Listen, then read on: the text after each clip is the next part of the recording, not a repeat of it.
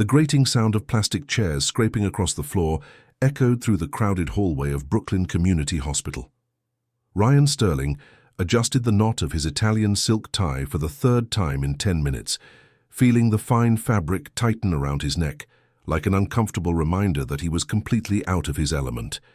Around him, dozens of people waited to be seen, some with visible injuries, others just with expressions of exhaustion and resignation etched on their faces. He glanced at the Swiss watch on his wrist. 45 minutes. 45 minutes of his life wasted in this place that smelled of disinfectant and despair. The deep cut on his right hand, the result of a stupid accident with a glass picture frame in his office, throbbed under the makeshift gauze his assistant had applied. She had insisted he go to the family's private hospital, but Ryan had been too close to this public one when the accident happened, and the bleeding didn't allow time to cross the city. A man next to him coughed incessantly, covering his mouth with a dirty handkerchief. A pregnant woman complained about her back pain to her companion. Children were crying. Ryan closed his eyes, trying to mentally transport himself anywhere else, to the climate-controlled boardroom of his company, to his minimalist penthouse overlooking Central Park, to any place that wasn't here. That's when he heard the cry. It wasn't just any cry, the kind kids make when they want attention or are bored. It was a heart-wrenching sound, full of pure desperation, that cut through the hospital's murmur like a blade. Ryan opened his eyes and turned his head toward the sound. A little girl, no older than 4, was in the arms of a nurse who was trying to calm her down without much success. The professional's white uniform was stained with blood, and Ryan realized she had come from some emergency case. The child had messy, light brown hair, her face red and wet from crying, and she wore a little yellow dress with butterfly patterns that was torn at the sleeve. "Please, you have to save my mommy. Please." The girl's high-pitched voice trembled between sobs. "She can't leave. I need my mommy." The nurse exchanged worried glances with a social worker who had approached. "Honey, the doctors are doing everything they can. You need to be a brave girl right now." "No, I want my mommy. I want to see my mommy." The girl struggled, trying to break free from the nurse's embrace. "She's hurt because of me. I asked her to pick me up from school early because I was scared of the thunder, and now she's hurt." Ryan felt a strange tightness in his chest. The child was clearly traumatized, and the people around just watched with pity, but no one did anything more than whisper among themselves. The social worker knelt to the girl's level, speaking in a low tone that Ryan couldn't fully hear, but he caught words like foster care and standard procedure. The girl started crying even louder. "No, I'm not going. I'm staying here. My mommy's going to wake up and look for me." Something inside Ryan shifted. He didn't know what it was. Maybe it was the injustice of the situation. Maybe it was the child's genuine despair. Maybe it was just the boredom of waiting there. But before he could rationally process what he was doing, he stood up from his chair and walked over to the small group. "Excuse me." His voice came out more authoritative than he intended, a side effect of years commanding boardrooms. The 3 women looked at him surprised. "What exactly is the situation here?" The social worker frowned, sizing up his impeccable suit and imported shoes. "I'm sorry, sir, but this doesn't concern you. We're handling a minor who needs to be placed in—" "I understand the procedures," Ryan interrupted, pulling his wallet from the inner pocket of his jacket. He took out a business card and handed it to the woman. "My name is Ryan Sterling. I'm the CEO of Sterling Investments. Does this child have any family? Anyone who can be contacted?"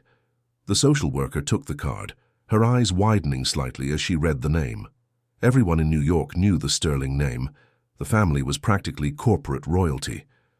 "Mr. Sterling, we haven't been able to contact any relatives yet.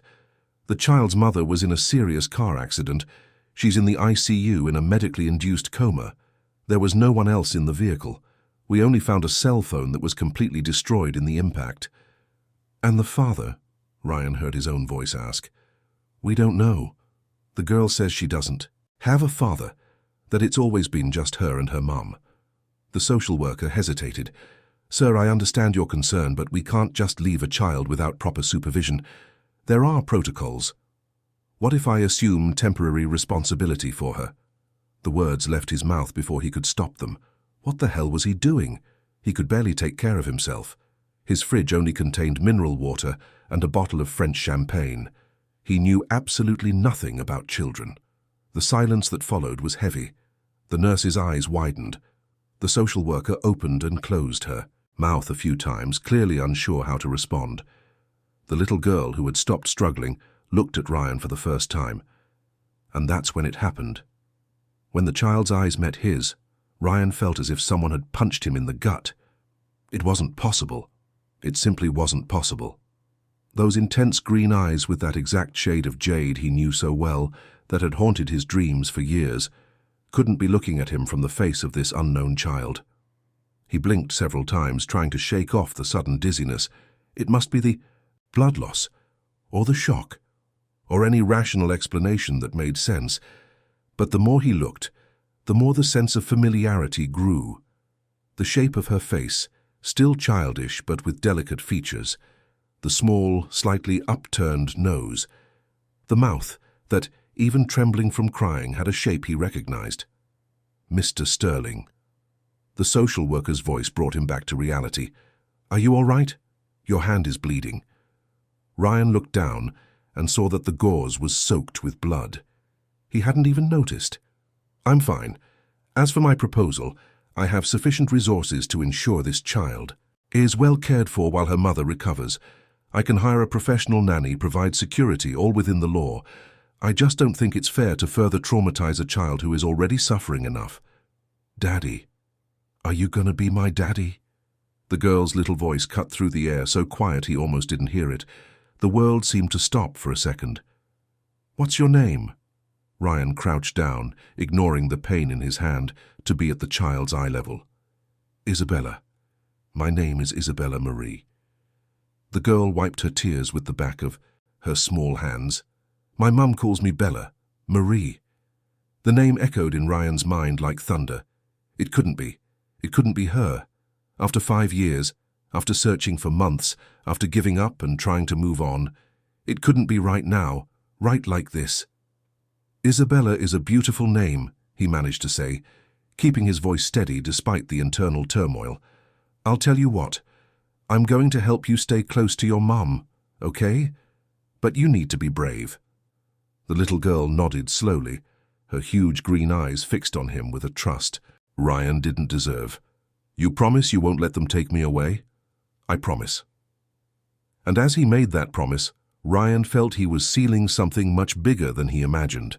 The social worker still seemed hesitant, but after a quick call to her supervisor and a background check that came back clean for Ryan, plus the obvious influence of the Sterling surname, she agreed to leave the child in his temporary care on the condition that daily reports were submitted and a full assessment would be done in 48 hours.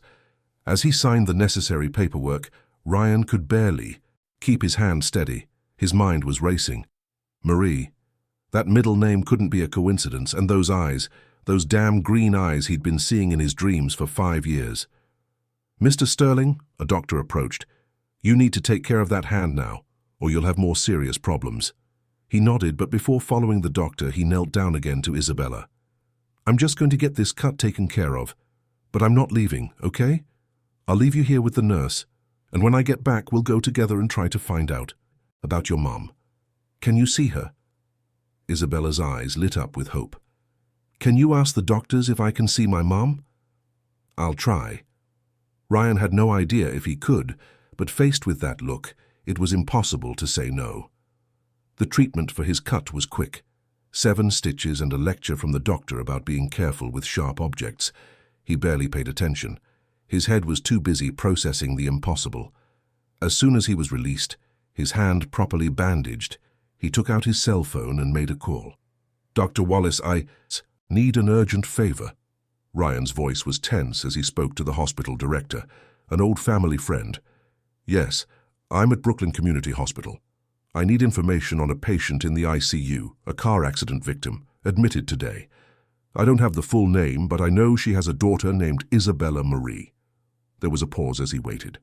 Every second felt like an eternity. "Marina Davis," the director's voice came over the phone. 30 years old, a visual artist, Critical but stable condition. Medically induced coma due to head trauma and multiple fractures. The next 72 hours are crucial. Ryan had to lean against the wall. Marina Davis, it was her. After 5 years, after tracking every art gallery, every exhibition, every cafe she used to frequent, after hiring private investigators who found nothing. She was here just a few feet away, fighting for her life in a public hospital ICU, and he had her daughter in his care, a 4-year-old girl, with her eyes, with her last name. A girl who was exactly the right age to be... No, he couldn't think about that now, not without being sure, not without talking to Marina, not without understanding why she had disappeared without a word 5 years ago, when they were planning a future together. Ryan went back to where he had left Isabella. The girl was sitting quietly now, hugging a worn-out doll that someone must have found in her belongings. When she saw him, her eyes lit up slightly. "Hey, Bella," Ryan tried to smile. "How about we get out of here? You must be tired." "But what about my mom?" "She's being very well taken care of by the doctors. They said she needs to rest a lot right now. We can come back tomorrow and see how she's doing." He extended his healthy hand to the girl. "Do you like hot chocolate?" Isabella hesitated for only a second before placing her small hand in his. "I do. My mom always makes hot chocolate when it's cold." As they walked through the hospital corridors toward the exit, Ryan felt the weight of that small hand in his. A tiny life that had somehow become his responsibility. A child who could very well be the answer to questions he didn't even know he still needed to ask.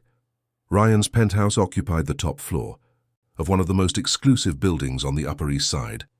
When the doors of the private elevator opened directly into his living room, Isabella's eyes widened, and she clutched her worn-out doll even tighter.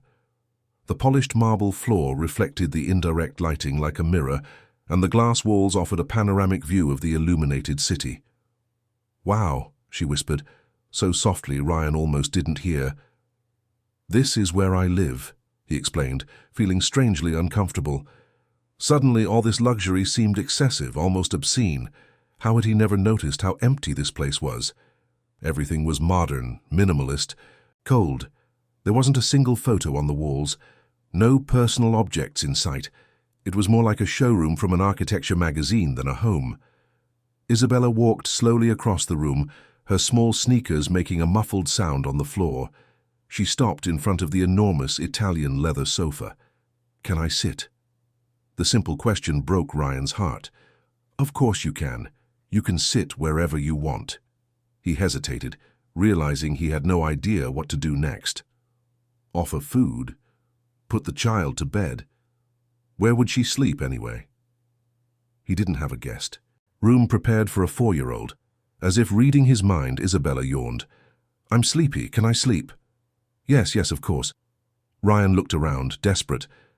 Let me get a place ready for you." He picked up his phone and quickly dialed his assistant. It didn't matter that it was almost 10 at night. Julia always answered. "Ryan? Is something wrong?" Her worried voice came from the other end. "Julia, I need you to buy some things. Urgently. Kids' clothes, size 4, for a girl. Pajamas, daytime clothes, kids' toiletries. And, I don't know, what else does a 4-year-old need?" There was a significant pause. "Ryan, do you want to repeat that? Kids' clothes. It's a long story, can you do it? And I need it here in an hour, max." "I'll do my best. Anything else?"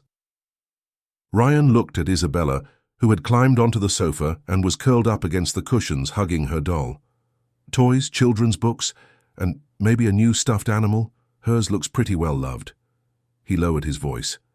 "And kids' sheets, smaller pillows. I'll need to improvise a room."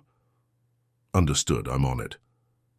While he waited, Ryan sat next to Isabella on the sofa, keeping a respectful distance. "Did you have dinner tonight?" The girl shook her head. "I wasn't hungry." "But are you now?" He tried to remember if there was anything edible in his kitchen besides mineral water and imported coffee. The answer, he knew, was probably no. A little. Ryan got up and went to the open-plan kitchen, opening the huge stainless steel refrigerator. As expected, it was practically empty. He ate out for every meal or ordered delivery. There was a bottle of orange juice his cleaning lady must have left, some gourmet yogurts and a container of strawberries. Not exactly a suitable dinner for a child. "How about scrambled eggs and toast?" he offered, vaguely remembering there were eggs in the special drawer. "My grandmother used to make them for me when I was little."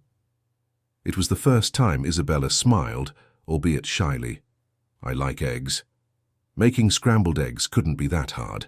Ryan had managed multi-million-dollar mergers. Surely he could cook eggs. He rolled up his shirt sleeves, found a pan among the practically new utensils, and got to work. He cracked 4 eggs into a bowl, added a splash of milk, salt, and tried to remember what else his grandmother put in. Butter. Definitely butter. The final result wasn't the prettiest, but it was edible. He served it on a fine china plate that probably cost more than a week's rent and placed it in front of Isabella at the kitchen island. The girl ate slowly in silence, her green eyes fixed on the plate. "Isabella," Ryan began cautiously, sitting next to her. "Can you tell me a little about your mom? What's her name?" "Marina," the girl answered between bites. "My mom is Marina. She's the most beautiful person in the world, and she draws really pretty things." Ryan's heart raced. "Draws? Is she an artist?" "Yes.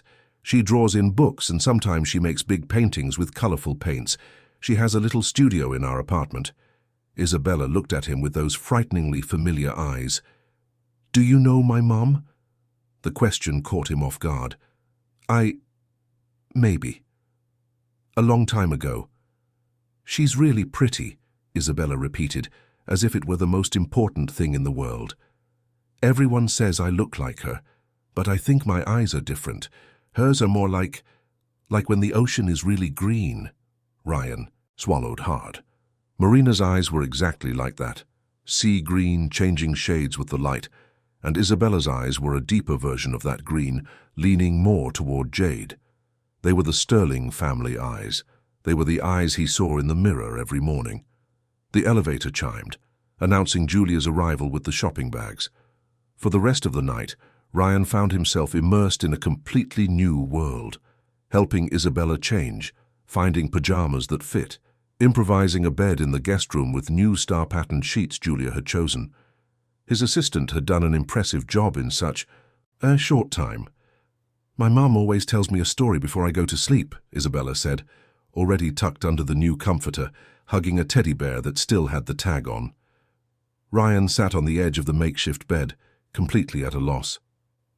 "I'm not very good with stories." "You can make one up," she suggested with the typical simplicity of a child. So he did. A story about a brave princess who saved dragons instead of slaying them, because even dragons needed friends. It was clumsy and improbable, but Isabella listened with wide eyes until she started blinking sleepily. When she finally fell asleep, Ryan stayed there for a few more minutes, watching the small, relaxed face on the pillow. She was beautiful. She had delicate features, light brown hair that fell in soft waves, that small nose so reminiscent of Marina's, and those eyes. Even closed, Ryan could see them in his mind. That exact shade of jade green that only existed in one family. His. He left the room silently and went straight to his office. He turned on his computer and started searching. First he searched for the name Marina Davis. Several results appeared, but when he added artist and New York to the search, he found what he was looking for. A simple but elegant online portfolio. Delicate illustrations for children's books, watercolors of urban landscapes, and there, in a small profile picture in the corner of the page, was her, Marina. Her hair was shorter than he remembered, cut to shoulder length, but it was unmistakably her. The same expressive eyes, the same shy smile she used to reserve just for him. Ryan clicked on every piece, every illustration. They were good. No, they were exceptional. Marina always had talent. But now there was a maturity in her work that didn't exist 5 years ago. He noticed that many of the illustrations were for children's books, stories about mothers and daughters, about family, about love. There was one watercolor in particular that made him stop.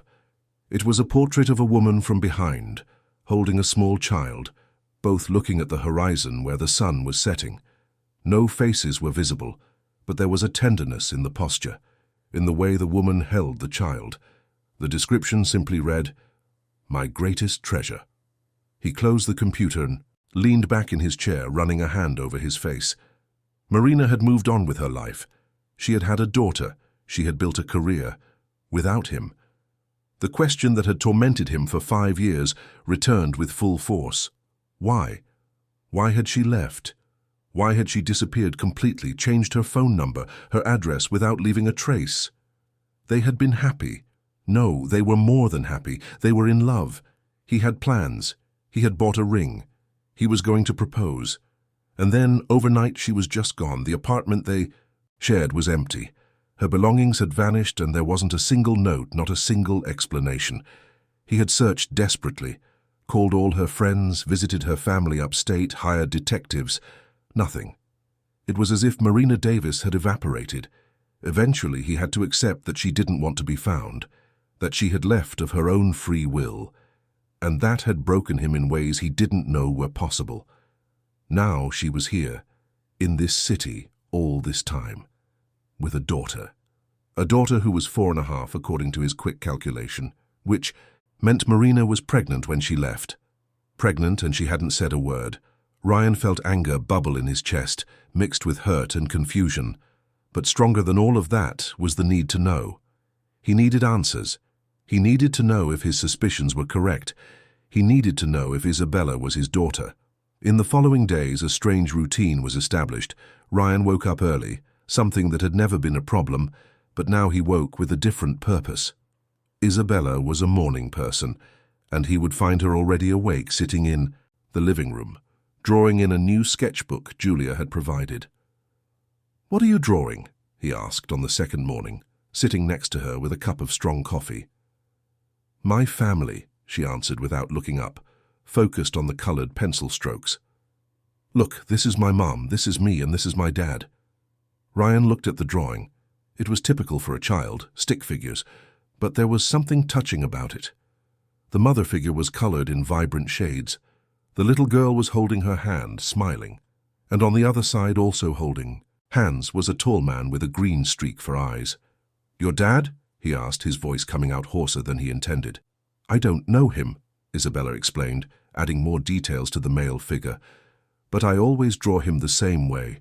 Tall, with green eyes like mine, and he's always holding my hand." Ryan had to look away, the emotion threatening to overflow. "And your mom? Does she talk about him?" "Not much. Sometimes she gets sad when I ask, so I stopped asking." The girl finally looked up at him, those green eyes piercing straight into his soul. "But I think he would like me. I'm a good girl. My teacher always says so." "I'm sure any father would be very lucky to have you as a daughter." Ryan reached out and gently ruffled her hair, a gesture that felt natural despite him never having done it before. They had breakfast together, pancakes that Ryan tried to make and slightly burned but that Isabella ate anyway, covering them with strawberry jam. Afterward, they went to the hospital. Ryan had used his influence to get inside information on Marina's condition. She was still in a medically induced coma, but her vital signs were improving. The doctors were cautiously optimistic. Getting permission for Isabella to see her mother was more complicated, but the sterling name opened doors. They put on sterile gowns over their clothes and were guided to the ICU. Ryan stood outside the room, watching through the glass as a nurse took Isabella close to the bed. And there she was, Marina, connected to a multitude of tubes and monitors, her face pale but still beautiful, her hair spread out on the white pillow. Seeing her like that, so fragile, so vulnerable, made something tighten painfully in Ryan's chest. Even after everything, even after 5 years of hurt, he still felt something for her, something deep that had never really gone away. Isabella talked to her mother, holding her hand carefully, mindful of the tubes. Ryan couldn't hear what she was saying, but he could see the tears streaming down her small face. His heart broke a little more. When they left the hospital, Isabella was quieter than usual. In the car, she looked out the window, hugging her new teddy bear. "Is she going to be okay?" The question came in a whisper. "The doctors are doing everything they can. She's strong, just like you." Ryan drove slowly, in no hurry to return to the empty penthouse. In the days that followed, Ryan discovered things about himself he never knew. He discovered he could be patient when Isabella spilled juice on the imported Persian rug. He discovered he could laugh when she told silly kid jokes. He discovered his heart could swell with pride when she showed him a new drawing. He also made a decision. On the 5th night, after putting Isabella to bed, he took a few strands of hair from her brush. It was all too easy to get a sample of his own, just a few hairs quickly pulled. The next day, while Isabella was at the temporary daycare he had arranged, Ryan went to a private, discreet lab. "I need a paternity test," he told the technician, "and I need the results in 48 hours. We'll need a sample from the mother as well, sir." Ryan thought fast. "The mother is hospitalized. I'll arrange it." It was easier than it should have been. A nurse working the night shift, a generous amount of cash, and he had what he needed. It wasn't legal, he knew. It wasn't ethical. But he had to know. He needed confirmation of what his heart was already screaming. 48 hours later, he had the envelope in his hands. He sat in his office, his hands trembling slightly as he opened it. He scanned the technical terms until he found what he was looking for. Probability of paternity, 99.99%. Isabella was his daughter. His daughter. He had a 4.5-year-old daughter he didn't know.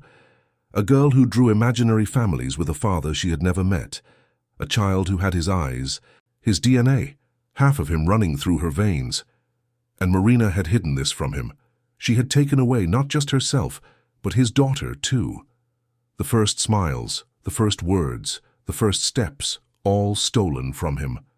The rage Ryan felt in that moment was visceral. He crumpled the paper in his hands, wanting to break something, to scream, to demand answers that only Marina could give. How could she? How could she have done this to him? But then he heard a small noise at the door. He turned and saw Isabella standing there, her teddy bear dragging on the floor, her green eyes curious. "Are you mad?" Ryan took a deep breath, forcing the anger down, and managed a smile he hoped looked genuine. "No, Bella, just thinking about work stuff." He opened his arms. "Come here." Isabella crossed the office and climbed into his lap, something that had become natural over the past few days. She was so small, so fragile in his arms. How could Marina have thought he wouldn't want this? That he wouldn't love this child with every fiber of his being? "Lou called," Isabella announced, referring to the doorman Ryan had stationed with specific instructions about who could and couldn't come up. "He said there's an old man who wants to talk to you, a really old man." Ryan frowned. "An old man? Did he give a name?" "He said it was your father." Ryan's body went rigid. His father. Arthur Sterling never just showed up unannounced. They barely spoke, only what was necessary for business. There was a distance between them that dated back years, ever since Ryan decided to forge his own path instead of being just another piece in his father's empire. "Bella, can you go watch TV in the living room? I have to take a quick visitor." He gently placed the girl on the floor. "Is he a real grandpa, like you're my real dad?"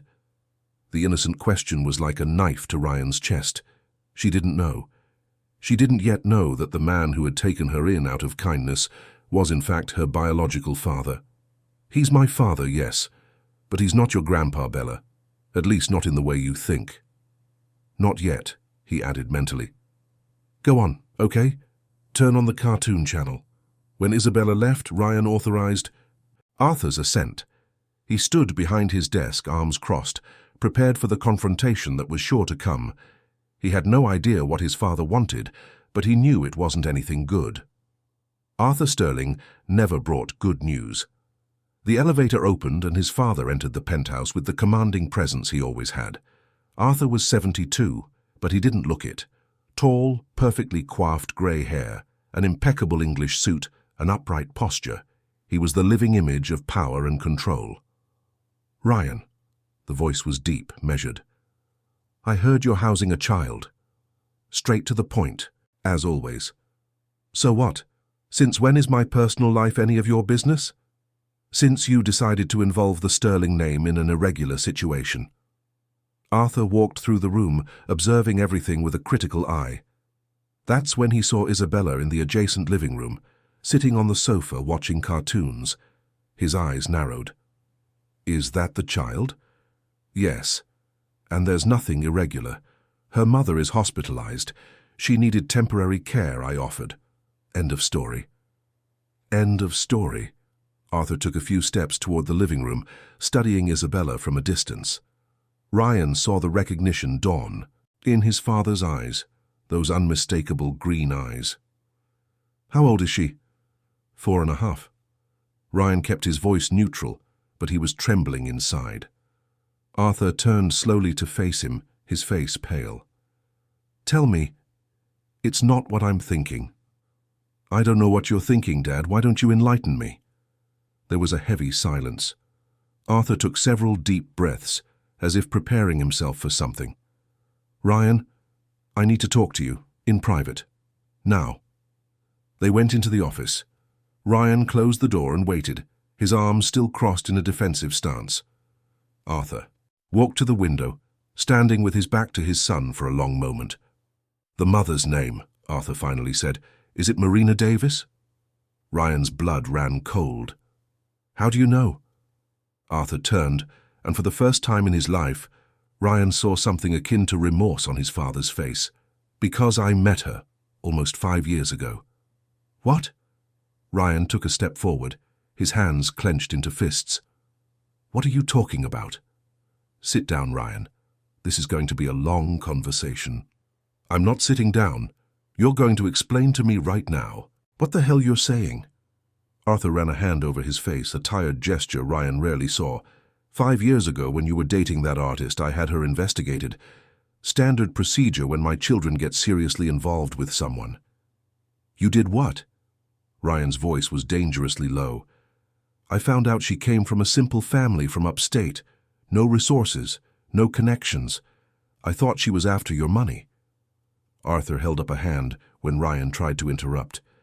Let me finish. When the investigation showed she was pregnant, I made a decision. What decision? Ryan felt the world start to spin. I went to her.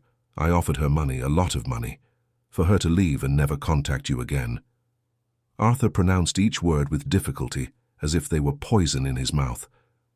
I told her you didn't want a family, that you wanted to focus on your career, that a child would be a burden that would destroy your future.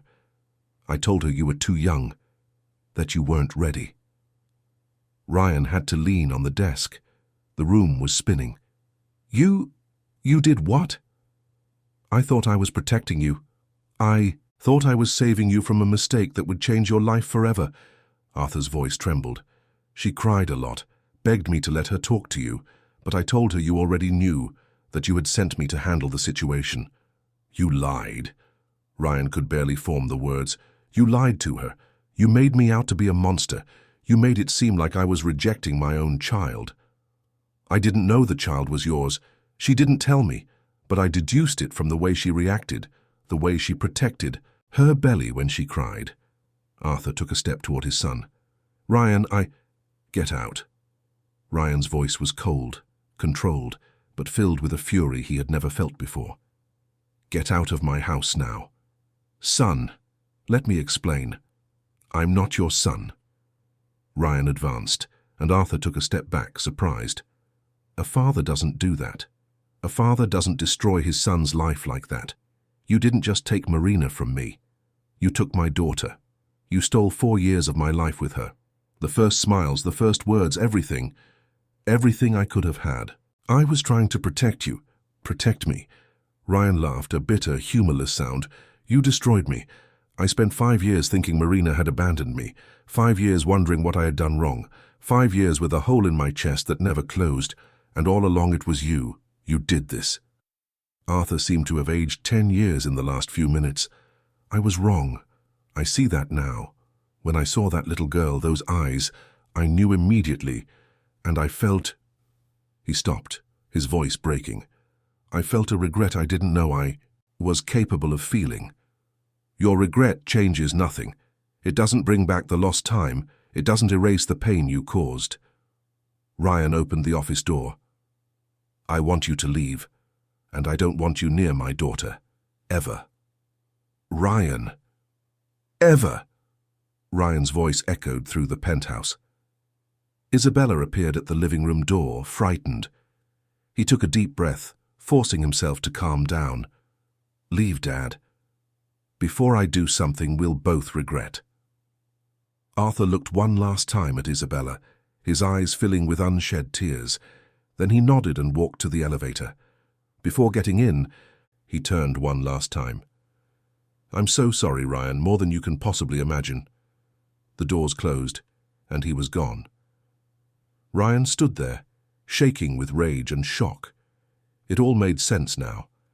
Marina's sudden disappearance, the way she had vanished completely, without a trace. She hadn't run away from him. She had run away from what she thought was a rejection. She had run away protecting her daughter from a father she believed didn't want her. Ryan? Isabella's small voice brought him back. She was standing beside him, her green eyes worried. Are you crying? He touched his face and was surprised to find it wet. He hadn't realized he was crying. He knelt down to her level. I'm okay, Bella. Just got some sad news. Is it about my mommy? The immediate fear in her voice broke his heart. No. Your mom is getting better every day. It's about grown-up stuff you don't need to worry about. He pulled her into a tight hug. His daughter. This was his daughter, and he had lost so much time with her because of his father's cruel manipulation. That night, after putting Isabella to bed, Ryan stayed up in his office staring at the DNA test results. He had a daughter. Marina had carried and raised their daughter alone for 4.5 years, believing he didn't want her. The pain she must have felt, the loneliness, the fear, all because his father had lied. He picked up his phone and called the hospital. He asked to speak to the doctor in charge of Marina. Dr. Miller, I need to know when she's going to wake up, when I can talk to her. Mr. Sterling, we're gradually reducing the sedation. If all goes well, she should regain consciousness in the next 24 to 48 hours. The doctor's voice was professional but kind. But I must warn you, she may be disoriented, confused. It's normal after an induced coma. I understand, but I need to speak with her as soon as possible. It's important. It's about her daughter. Is the girl okay? We heard you're taking care of her. She's great, safe, waiting for her mom. Ryan glanced down the hall toward Isabella's room. We just want her to come home. The next day, Ryan woke up to Isabella jumping on his bed, something she had started doing in the last few mornings. Wake up, are we going to see my mummy today? He smiled, pulling her under the covers and tickling her. Her laughter filled the room, a sound he was beginning to love more than anything. We sure are, after breakfast. They had developed a routine. Ryan would make pancakes or try to, while Isabella drew at the kitchen table. She drew constantly. Happy families, houses with gardens, dogs and cats, always her mother, and a tall male figure with green eyes. Bella, Ryan said while flipping a burning pancake. Can I ask you something? You can. Why do you always draw a man in your family pictures? Isabella tilted her head, thinking. Because every family has a daddy. I don't have mine, but I imagine what he would be like. Tall like you, with green eyes like mine, and he's always smiling because families make people happy. Ryan had to turn away to hide the tears that threatened to fall. When he composed himself, he sat down next to her. What if I told you that this daddy you draw could be real? Her eyes widened. Real? How? Sometimes life is complicated. Sometimes adults make mistakes or believe things that aren't true. And sometimes people who should be together get separated because of those mistakes. He chose his words carefully. But I believe that when your mom wakes up, a lot of things will become clear. And who knows, maybe this family you draw could become real. You think so? The hope in her voice was so pure it hurt. I think so. He kissed the top of her head. Now let's eat these pancakes before they're completely carbonized. When they arrived at the hospital, there was a different kind of activity in the ICU. A nurse came running when she saw them. "Mr. Sterling, the patient, Marina Davis, is waking up. The doctors are with her now." Ryan's heart stopped. "Is she okay? Is she conscious?" "She's still disoriented, but she's responding to stimuli. It's a very good sign." Ryan looked at Isabella, who was squeezing his hand tightly. "Can I see her? Can I take Isabella?" The nurse hesitated. "Let me check with Dr. Miller." The minutes of waiting felt like hours. Ryan paced back and forth while Isabella sat in a chair, swinging her legs, anxious. Finally, the doctor appeared. "Mr. Sterling, Ms. Davis is awake and asking for her daughter." Dr. Miller knelt to Isabella's level. "Your mommy really wants to see you, young lady, but she's still weak, so you can't stay for long, okay?" Isabella nodded energetically. "And me?"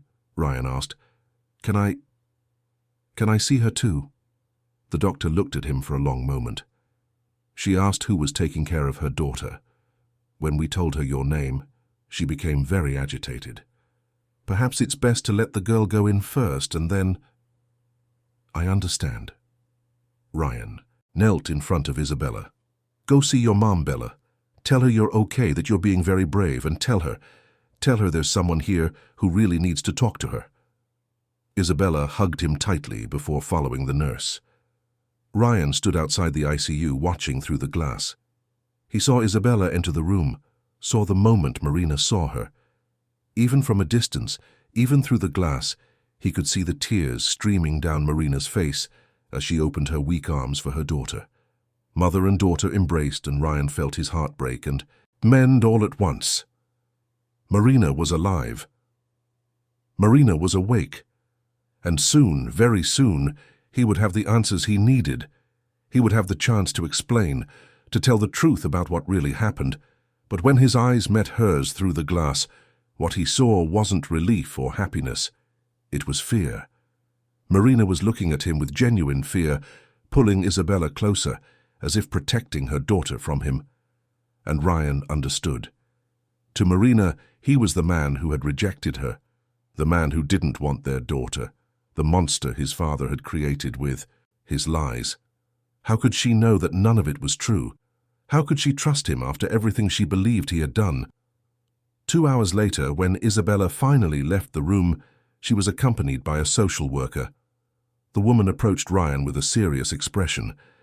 "Mr. Sterling, Ms. Davis would like to speak with you." Ryan felt his heart race. "Is she well enough for visitors?" "Dr. Miller has authorized it, but only for 15 minutes. She's still very weak." The social worker lowered her voice. "Sir, she's quite emotionally distressed. The situation with her daughter seems to be complicated." "I know." Ryan knelt down to Isabella. "Bella, can you stay here with this lady for a few minutes? I'm just going to talk to your mom real quick." Isabella hugged him. "Tell her you're nice. Tell her you take good care of me." "I will." He kissed her forehead and followed the nurse to Marina's room. When he entered, he had to make a conscious effort to keep his breathing steady. There she was, the woman he had loved, had lost, had searched for desperately. Marina was propped up in the hospital bed, pale and frail, with visible bandages on her arm and forehead, but her eyes, those sea-green eyes he knew so well, were fixed on him with a mixture of fear and defiance. "Marina." He said her name like a prayer.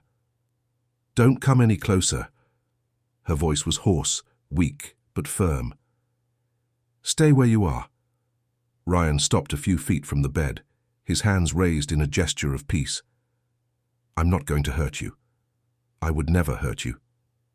"How did you find her?" Marina asked, a tear rolling down her face. "How did you find my daughter?" "It was by chance, pure chance. I was at the hospital for an injury when I heard her crying. She was desperate, afraid of being taken by Child Protective Services. He hesitated. "I offered to take care of her temporarily." "Why?" The question was almost an accusation. "Why would you do that? You made it very clear 5 years ago that you wanted nothing to do with me, that you didn't want a family, that I was an obstacle in your path." "I never said that." Ryan took a step forward but stopped when he saw Marina flinch. Marina, I never said any of that. I don't know what they told you, but I never— Your father told me. The words came out like poison. Arthur Sterling showed up at my door when I was 3 months pregnant. He said you knew, that you had sent him to offer me money to disappear, that you didn't want to ruin your brilliant career with an unwanted family. Ryan felt as if the air had been knocked out of his lungs. He lied. Marina, he lied to you. I didn't know you were pregnant. I didn't know any of it. Lied? Why should— I believe you now. Marina wiped her tears with the back of her hand. Do you have any idea what I went through? I found out I was pregnant the same week your father showed up. I was planning to tell you that night, to surprise you. I had bought a tiny pair of baby shoes, and then he showed up and destroyed everything. Marina, please listen to me. Ryan slowly approached the bed, sitting in a nearby chair. I loved you. I was planning to propose to you. I had bought a ring. I was waiting for the right moment. And then you just disappeared. Vanished without a trace, without a word, without an explanation. She looked at him, and for a moment, Ryan saw doubt in her eyes. You were going to propose? Yes. He took his wallet from his pocket and, from a hidden compartment, pulled out a small, crumpled piece of paper. It was the receipt from the jewelry store, dated 1 week before Marina disappeared. He handed it to her. I bought this ring 5 years ago. It's still in the safe at my place. I could never get rid of it because it reminded me of you. Marina took the paper with trembling hands, reading the date, the price, the description. Her tears fell onto the paper. I didn't know. I swear I didn't know. My father came to see me yesterday, Ryan continued, his voice thick with emotion. When he saw Isabella, when he saw her eyes, he knew, and he told me everything. Told me how he lied to you, how he manipulated the situation. Marina, I've cut ties with him. I will never forgive what he did to us. Isabella. Marina said her daughter's name with so much love it hurt. Our daughter. She has your eyes, Ryan. Every time I look at her, I see you, and it hurts, because I thought you didn't want her. I didn't even know she existed. Ryan felt his own tears begin to fall. But now that I know, now that I've met her, Marina, she's perfect. She's beautiful, smart, funny. She draws all the time, just like you. And she draws families, always with a father she's never met. Marina sobbed. She always asked me about her father, and I didn't know what to say. How could I tell her that? Hell. Her father didn't want her? So I just said it was complicated, that one day she would understand. She has a father now. She has a father who loves her more than he thought it was possible to love anyone. Ryan reached out his hand, hesitant. Marina, I did a DNA test. I hope you don't mind, but I had to be sure. Isabella is my daughter. 99.99% certain. I know she's yours. Marina finally took his hand, squeezing it with what little strength she had. I always knew she's completely you in so many ways. The way she tilts her head when she's thinking, the stubbornness when she wants something, even the way she wrinkles her nose when she doesn't like something. They sat in silence for a moment, just holding hands, processing 5 years of lies and separation. It was Marina who broke the silence. You really took care of her. Is she okay? She's great, eating well, sleeping well. I made sure she had everything she needed, clothes, toys, a daycare near the apartment. And she's been incredibly brave. She's come to visit you every day, told you stories even when you were in a coma. Ryan smiled through his tears.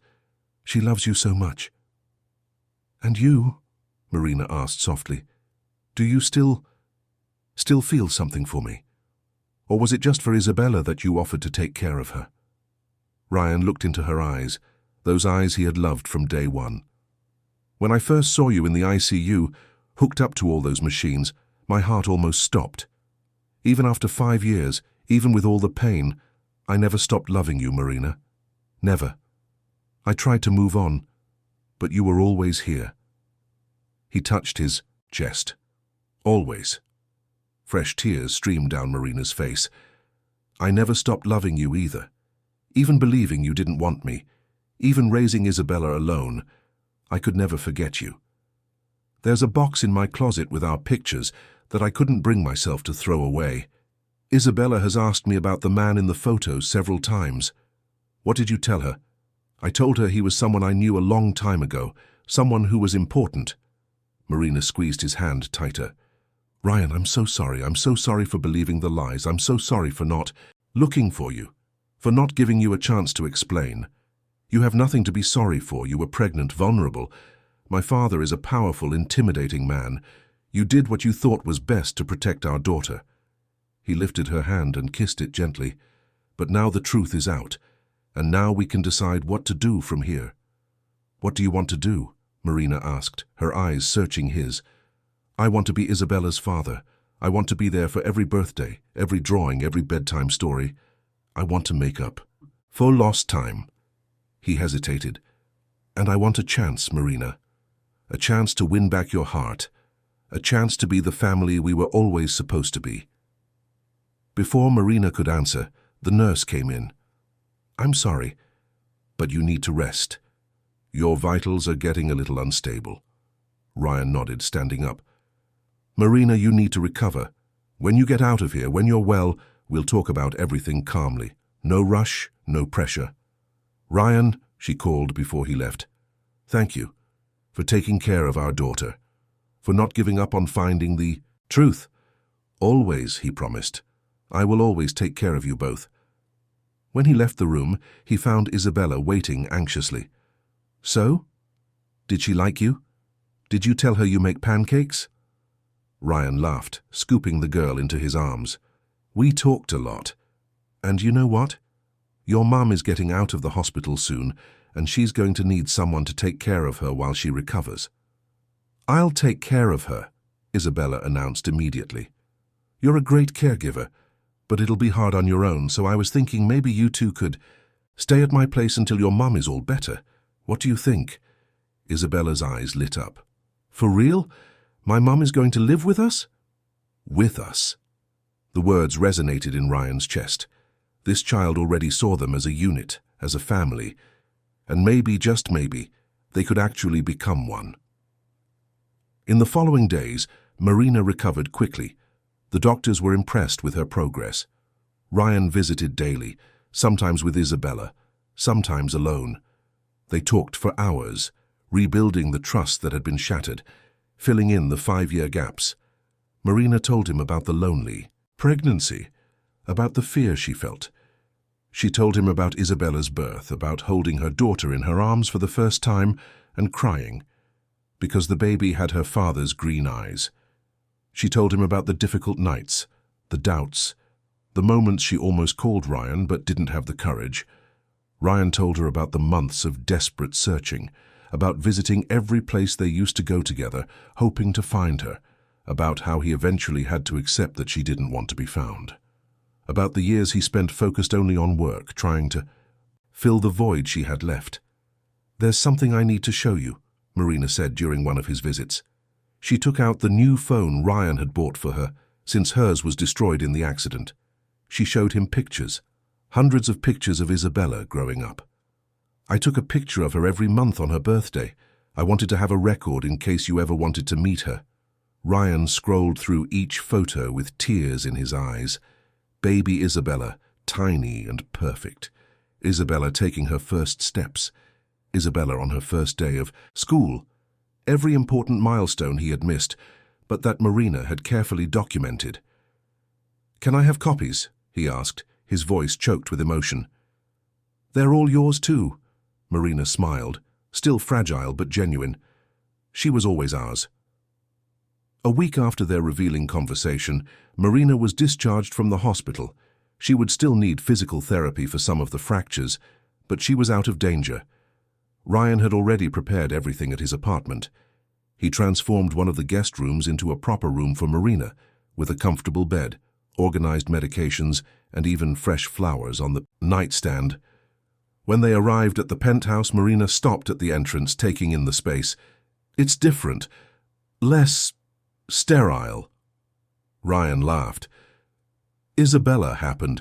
Suddenly there were drawings on the walls, toys scattered around, life. I realized my home was just an empty place before she arrived. Isabella pulled her mother by the hand, excited. Come see my room. Ryan let me pick everything. There are stars on the ceiling that glow in the dark. In the days that followed, they developed a routine. Ryan would go to work in the morning but always came back for lunch. He hired a private physical therapist for Marina and adjusted his schedule to take her to her sessions. In the evenings, the three of them had dinner together, with Isabella excitedly recounting her day at school. It was strange and natural at the same time. There was a caution in Ryan and Marina's movements around each other, as if they were learning a new dance. But there was also a familiarity, an ease that came from having loved each other deeply in the past. One night, after putting Isabella to bed, Marina found Ryan in the office working on some documents. She knocked lightly on the door. "Can I come in?" "Always." He closed his laptop, giving her his full attention. Marina sat in the armchair across from his desk. "I want to get back to my career. I know I need to fully recover first, but I'm already thinking about some projects." "That's great, you're incredibly talented. I saw your portfolio online." Ryan leaned forward. "Actually, I have some contacts at art galleries and publishing houses. If you want, I can make some introductions. You would do that?" "Marina, I'll do everything in my power to help you be happy and fulfilled. You and Isabella deserve the best of everything." He hesitated. "In fact, I was thinking of setting up a studio for you here. There's that spare room in the back I never use.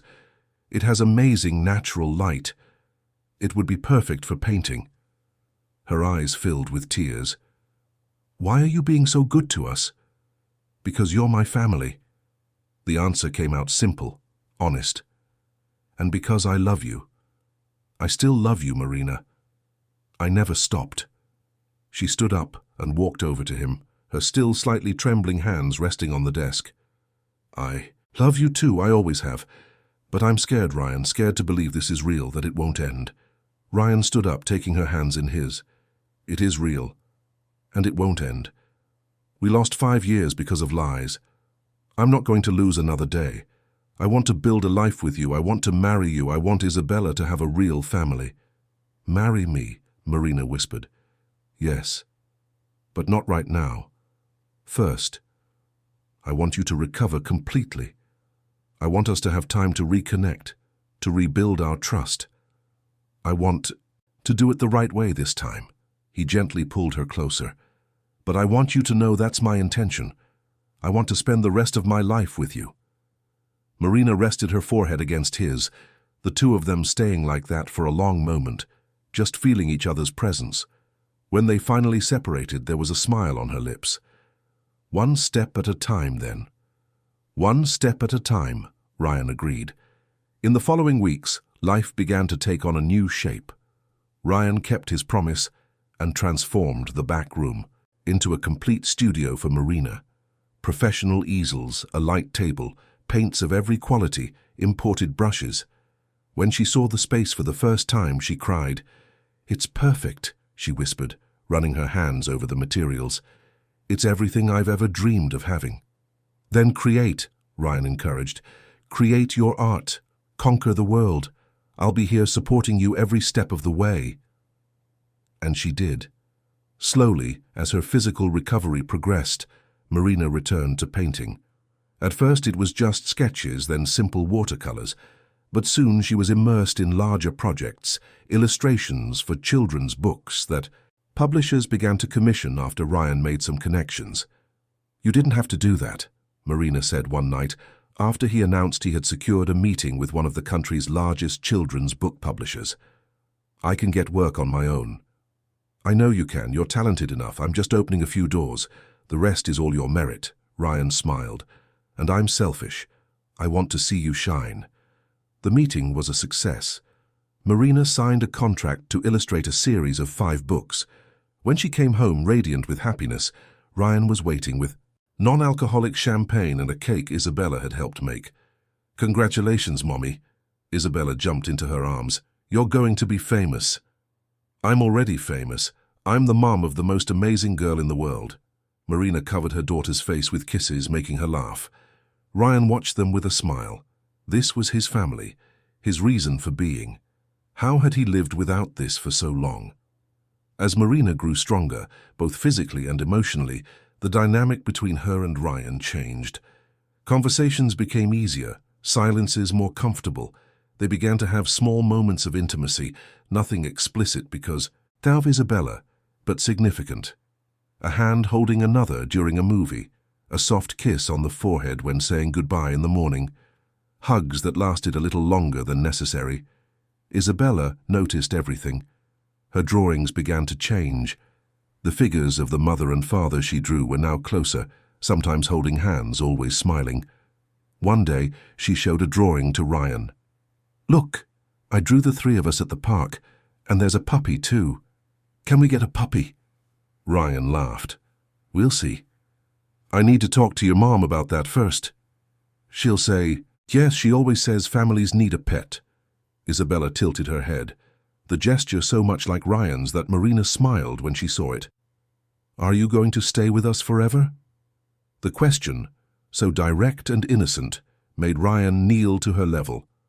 "I really want to stay forever, but that's up to your mom too. It's a decision that grown-ups have to make together." "Then ask her," Isabella insisted, with the simple logic of a child. "Ask her if you can stay." That night, after putting Isabella to bed, Ryan and Marina sat on the penthouse terrace, watching the city lights. There was an open bottle of wine, 2 glasses, and soft music playing quietly. "Isabella asked me today if I'm going to stay forever," Ryan commented, swirling the wine in his glass. "And what did you say?" Marina was leaning back on the outdoor sofa, wearing a light dress that enhanced her natural beauty. "I said I wanted to, but that it was up to you too." He turned to her. "So, Marina Davis, it's up to you. Do you want me to stay forever?" She studied him for a long moment, her green eyes reflecting. The city lights. "I'm scared.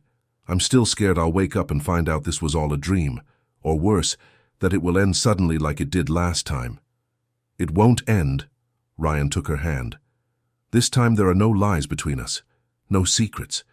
It's just the 3 of us building something real." 3, Marina repeated, smiling. "I never thought I'd say this, but I like this math. We were always 2 minus 1, or 1 plus 1, but 3 is perfect." "It could be 4 eventually," Ryan suggested cautiously, "if you want. Isabella always says she wants a little brother." Marina laughed, a light, happy sound. "Are you already planning our whole family?" "I'm planning our future, all of it." Ryan moved closer, his eyes fixed on hers. "Because I love you. Because I want to grow old with you. Because waking up with you and Isabella is the best part of my day." "I love you too," Marina whispered. "And yes, I want you to stay. Forever." It was Ryan who closed the distance, kissing her softly. It was a kiss that carried 5 years of longing, of repressed love, of lost and recovered. Dreams. When they separated, both had tears in their eyes. "I still have that ring," Ryan whispered, tucked away in the safe, waiting for the right moment. "What would be the right moment?" Marina asked, caressing his face. "When you're ready.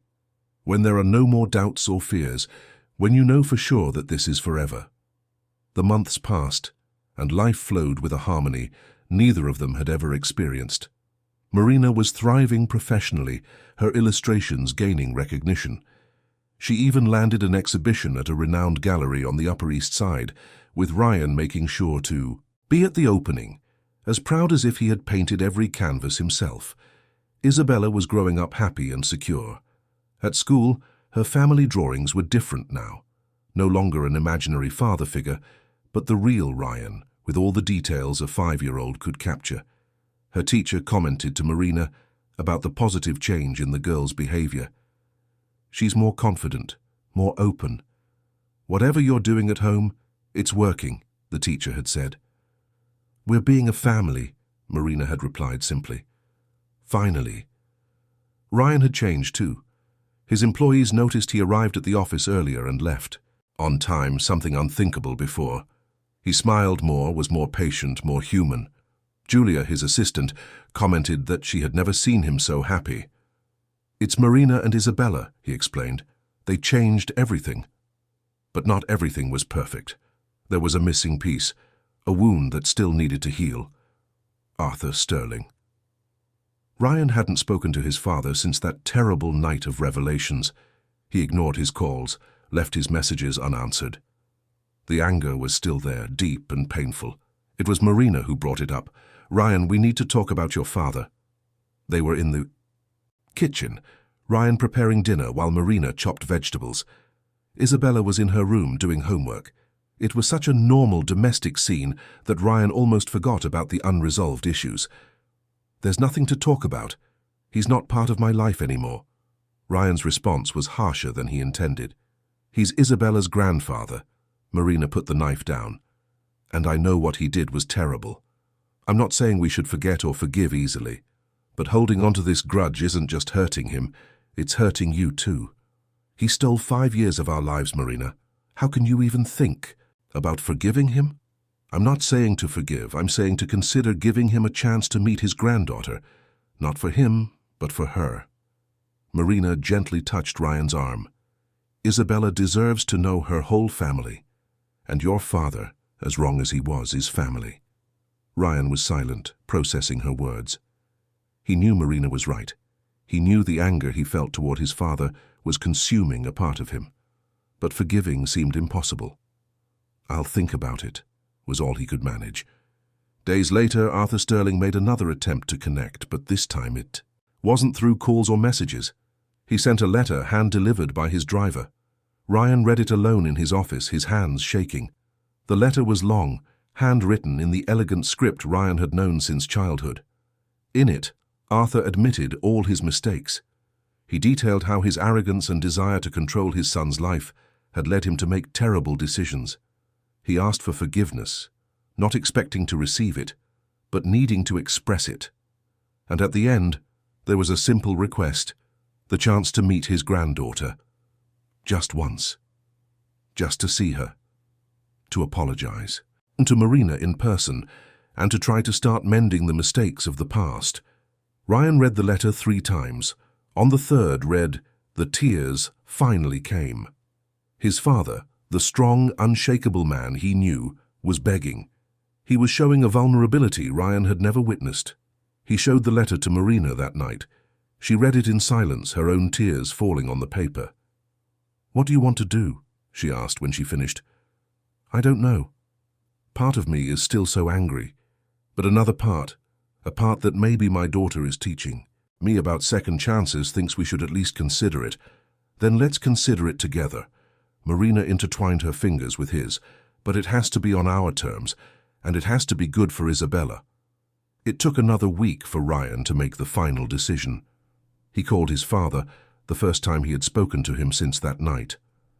The conversation was tense, short, but necessary. They would arrange a meeting, a simple coffee in a neutral place. Arthur would meet Isabella, but under the constant supervision of Ryan and Marina. It was a first step, nothing more. The day of the meeting arrived. Ryan was visibly nervous, adjusting his tie several times before they left. Isabella, dressed in a yellow dress Marina had specially sewn, was excited about the prospect of meeting her grandfather. "Is he nice? Is Grandpa nice?" she asked in the car. "He made mistakes in the past," Ryan explained carefully. "Big mistakes that hurt a lot of people, but he's trying to be better now, and he deserves a chance to meet you." They met at a quiet coffee shop on the Upper West Side. Arthur was already there when they arrived, sitting at a table in the back, looking visibly older than the last time Ryan had seen him. When he saw Isabella, his eyes immediately filled with tears. "Hello," he said in a choked voice as they approached. "You must be Isabella." "Hi, Grandpa," Isabella replied with the naturalness of a child, unburdened by the past. "You have the same eyes as me." Arthur laughed through his tears. "I do. They're the Sterling family eyes, and you are beautiful, just like your mother." He turned to Marina, and Ryan saw the strong man his father had always been break. "Marina, there are no words to express how sorry I am. What I did was unforgivable. I destroyed lives, separated a family, caused immeasurable pain, and I know an apology doesn't erase any of it. But I need you to know that I live with the weight of this guilt every day, and if I could go back in time, I would do everything differently." Marina was tense, but her voice came out firm. "Mr. Sterling, what you did took 5 years away from me with the man I loved. It took away your son's chance to see his daughter be born. But worst of all, it almost took away Isabella's chance to have a father. That's something that will take a very long time to heal, if it ever heals completely. I understand, and I accept any consequences for my actions." Arthur looked at Ryan. "Son, if you'll allow me to be a part of this girl's life, even minimally, I will spend the rest of my days trying to make up for the mistakes of the past." Ryan took Isabella's hand. "We're not here for you. We're here for her. Isabella deserves to know her whole family, including you, but that doesn't mean everything is forgiven or forgotten. It just means we're willing to take a first step." The meeting lasted 2 hours. Arthur told Isabella stories about the Sterling family, showed her old pictures of Ryan as a child, making the girl laugh at the sight of her father with funny hair and outdated clothes. Slowly, the tension began to ease, replaced by a hopeful caution. As they were leaving, Arthur pulled Ryan aside. "Thank you for giving me this chance. I know I don't deserve it."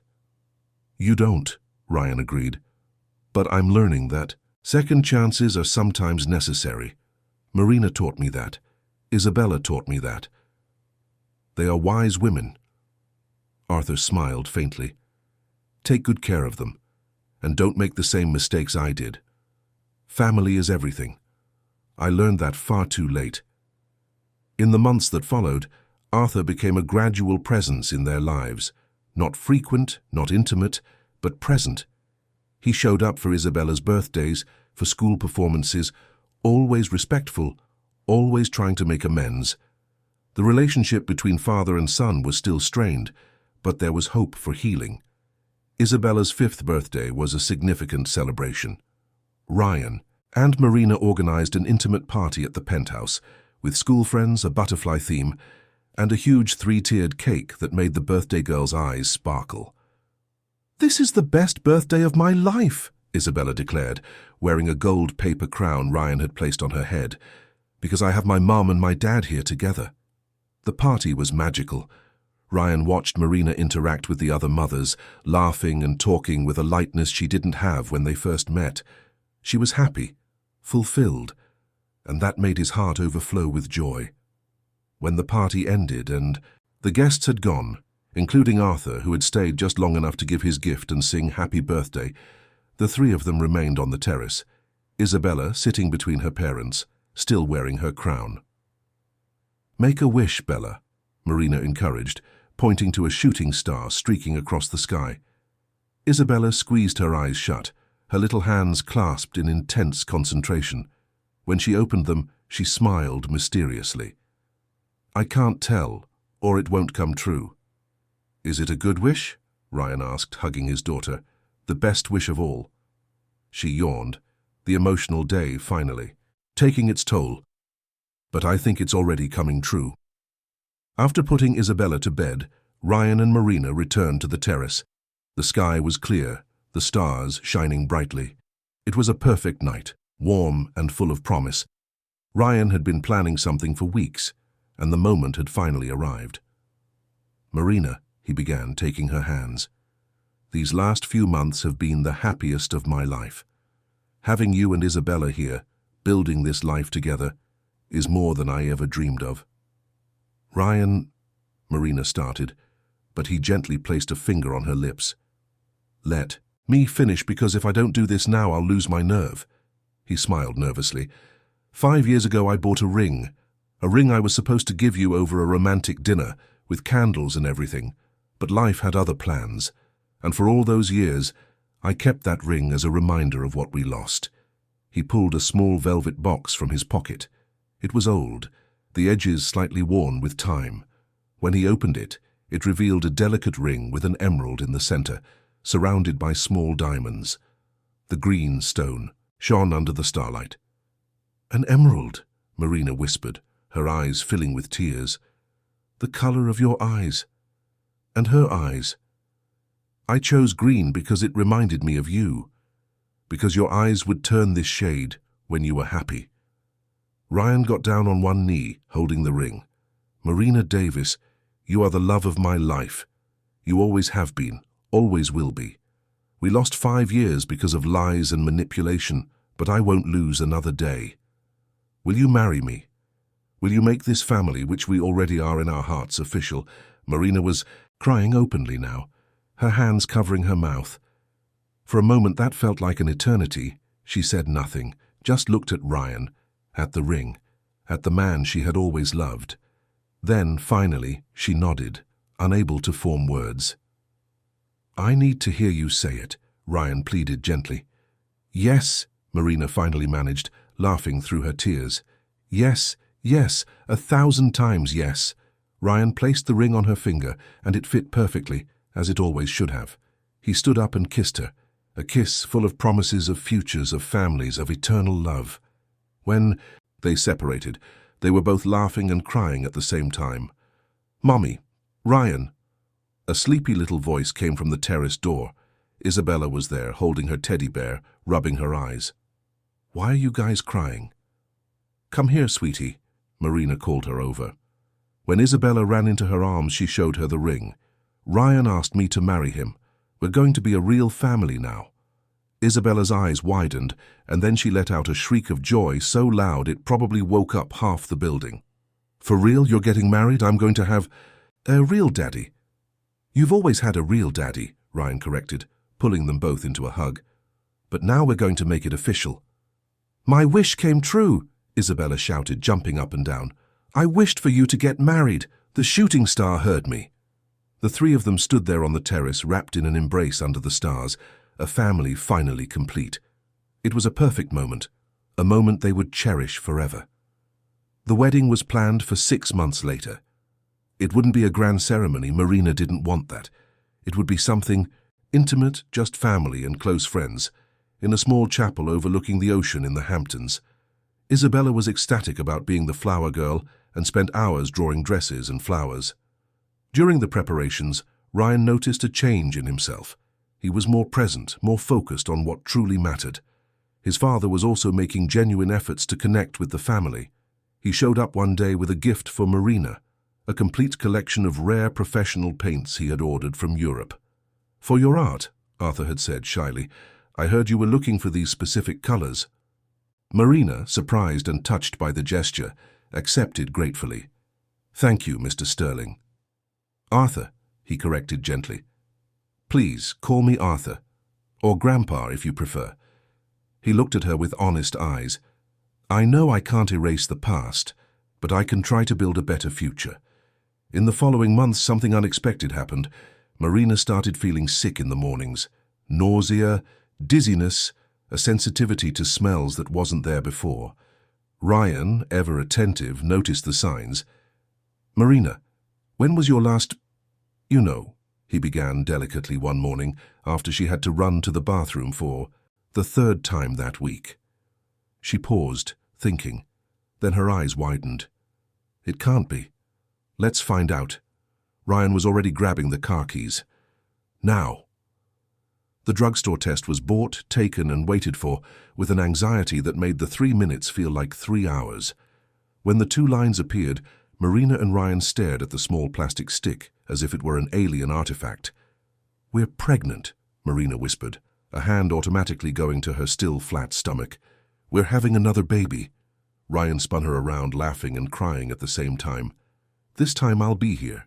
For every bout of morning sickness, every ultrasound, every kick, I'm not going to miss a thing. Isabella was told that night in a carefully planned conversation. Her reaction was immediate and explosively joyful. I'm going to be a big sister. I'll teach him everything. Or her, it doesn't matter. How did you know? Marina asked, laughing. We haven't even confirmed with the doctor. I drew a baby in my family pictures, Isabella explained, running to get her sketchbook. And there it was, in a child's scrawl but unmistakable, a baby in Marina's arms, with her and Ryan on either side, all of them smiling. The months leading up to the wedding were filled with double preparations, wedding dresses, decorations, and at the same time prenatal appointments, choosing names, preparing the baby's room. Marina was radiant, the pregnancy making her even more beautiful. Ryan couldn't stop looking at her, marveling at the miracle growing inside her. The wedding day arrived, sunny and perfect. The chapel was decorated with white and green flowers, the colors chosen by Isabella. Marina wore a simple but elegant white lace dress that gently accentuated her growing belly. Isabella was impeccable in her flower girl dress, carrying a basket of petals with the seriousness of someone on an important mission.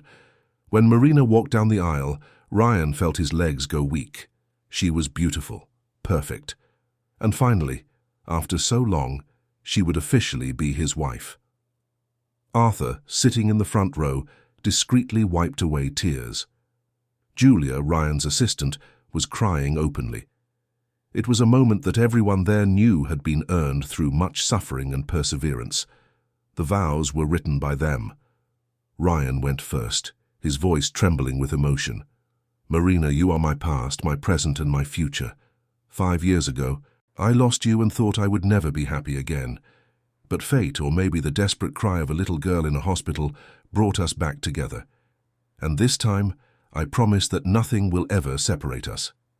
I promise to be here for every sunrise, every challenge, every victory.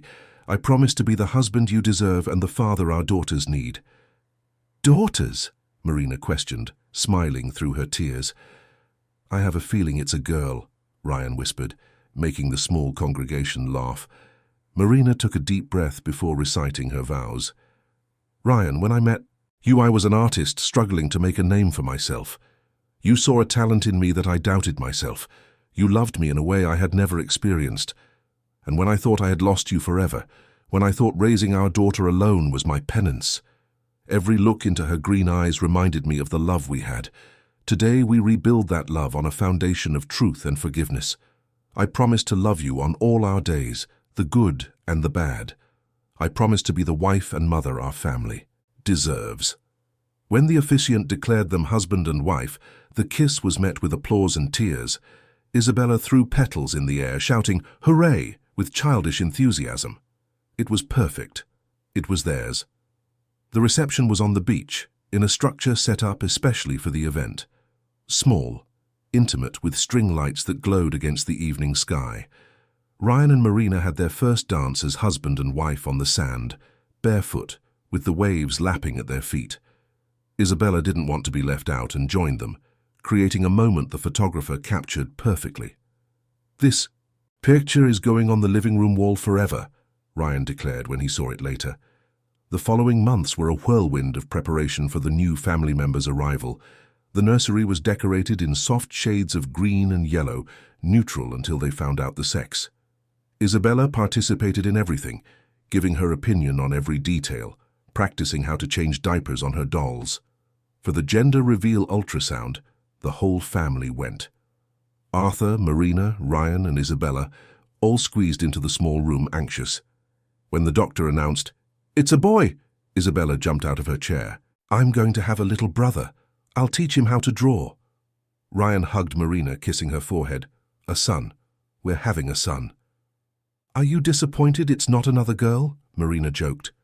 "I'm overjoyed. It doesn't matter if it's a boy or a girl. We'll be here together this time from beginning to end." The birth happened on a winter night, 3 weeks ahead of schedule. Marina started feeling contractions during dinner, and what followed was organized chaos. Ryan ran through the house grabbing the hospital bag that had been packed for weeks. Isabella was dropped off with Julia, who had offered to watch her, and they rushed to the hospital. 12 hours later, at 6 in the morning, Gabriel Sterling was born. 6.5 pounds, healthy, and screaming at the top of his lungs. When they placed the baby in Ryan's arms for the first time, he broke down. This little life, this tiny being was his. He was his son, and he was there from the very first second. There were no lost years, no absences, just presence, love, and family. "He has your eyes," Marina observed, tired but happy from the hospital bed. "Jade green, just like you and Isabella." "He's perfect." Ryan couldn't stop looking at his son. "You're all perfect, my perfect family." When Isabella was allowed to visit, she entered the room with exaggerated care, as if the floor might break under her feet. Upon seeing her little brother, her eyes filled with tears. "He's so small." "You were this small when you were born too," Marina explained, motioning for her to come closer. "Want to hold him?"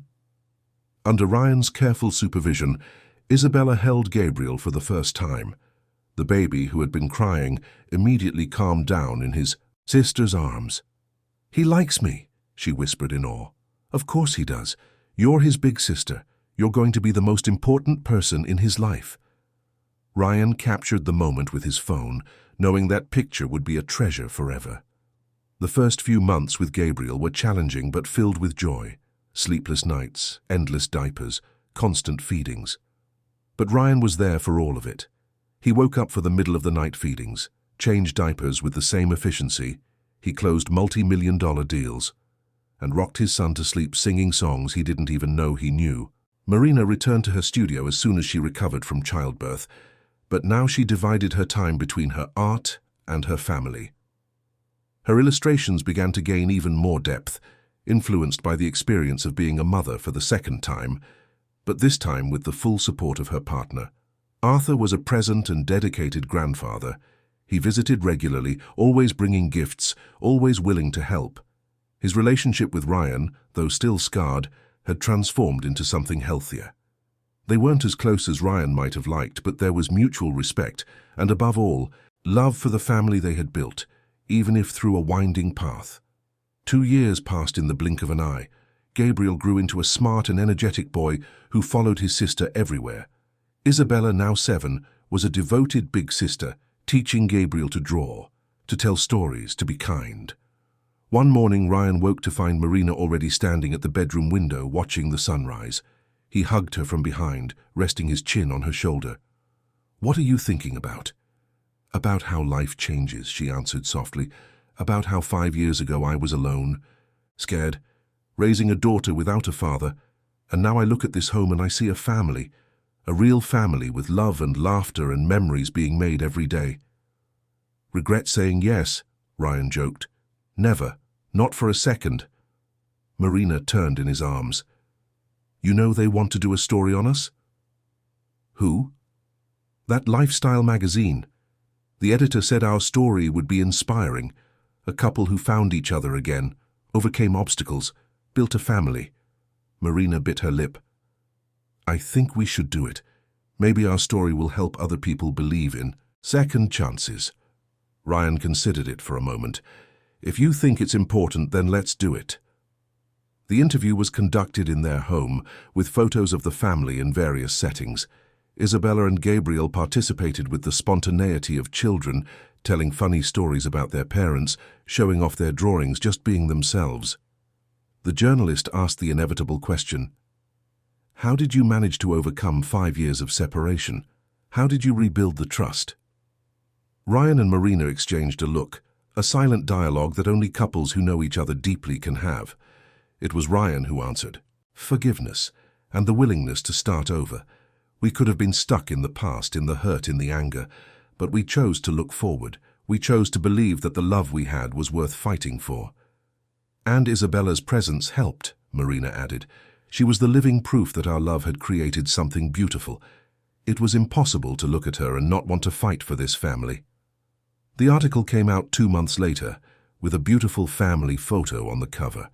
The headline read, "Second Chances, the love story that defied time." The response was immediate and emotional. Hundreds of people shared their own stories of reunions, of rebuilt families, of love that survived all obstacles. One afternoon, Isabella found Ryan in his office, working on some documents. She climbed into his lap, something she still did despite growing up too fast. "Dad," she began, and Ryan smiled at the word he never tired of hearing. "Can I ask you something?" "Always, princess." "Are you sad that you missed my birth? That you weren't there when I was a baby?" Her green eyes, so much like his, were worried. Ryan pulled her closer, kissing the top of her head. "I'm sad that grown-ups made bad decisions that kept us apart, but I'm not sad because we're together now. And you know what? Every day I spend with you is a gift. Every drawing you show me, every story you tell, every laugh you share, all of it makes up for the time we lost." "Is that why you take so many pictures?" Isabella asked, perceptive. That's why, Ryan laughed, because I want to remember every moment. I want that when you grow up and have your own children, you can look back and know that you were loved every second of every day. I know that now. Isabella hugged her father. I know you love me. I know Mommy loves me.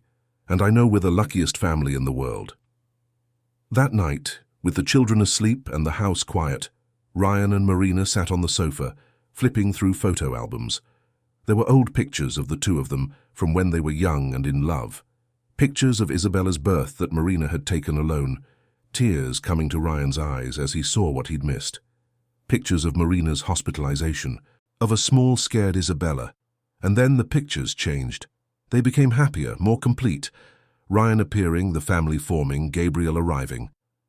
Look how we've changed, Marina observed, comparing an old photo with a recent one. We got better, Ryan corrected. More complete, more real. Marina rested her head on his shoulder. Do you think we'll be like this forever? Happy? I think we'll have challenges. Life always does. But I think as long as we choose each other every day, as long as we choose our family, we'll get through anything. He kissed the top of her head. I love you, Marina. Today, tomorrow, forever. Forever, she echoed. You and me and our kids. And so, under the roof of that penthouse that had once been just an empty space and had transformed into a home, the Sterling family slept. United, complete, and infinitely grateful for the winding path that had led them here. Because sometimes the best stories aren't the ones that start out perfect, but the ones that, through forgiveness, love, and second chances, find their happy ending. End of story. Dear listeners, we hope the story of Ryan, Marina, and Isabella has deeply touched your hearts. This journey of reunion, forgiveness, and love teaches us that it's never too late to start over, that second chances can transform our lives, and that family is built on daily choices of love and dedication.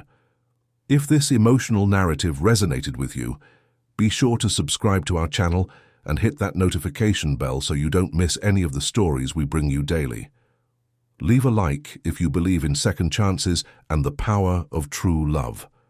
And in the comments, tell us, have you ever experienced or known someone who has experienced a story of reunion? Share with us, because every story is unique and deserves to be heard. Every day we bring you stories that explore the complexity of life, the challenges of the heart, and the beauty of human relationships. Until the next story, and remember, love always finds a way.